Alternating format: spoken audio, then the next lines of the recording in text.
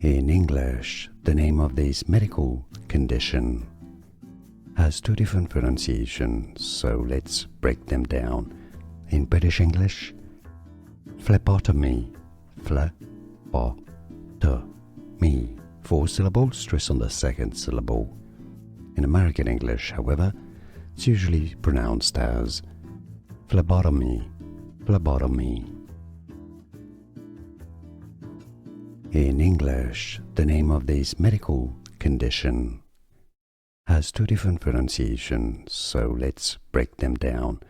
In British English, phlebotomy, phlebotomy, 4 syllables, stress on the second syllable. In American English, however, it's usually pronounced as phlebotomy, phlebotomy. Here are more videos on how to pronounce more confusing words and names too many mispronounced. Like this video if you found it useful. I appreciate your support. I'll see you soon and thanks for watching.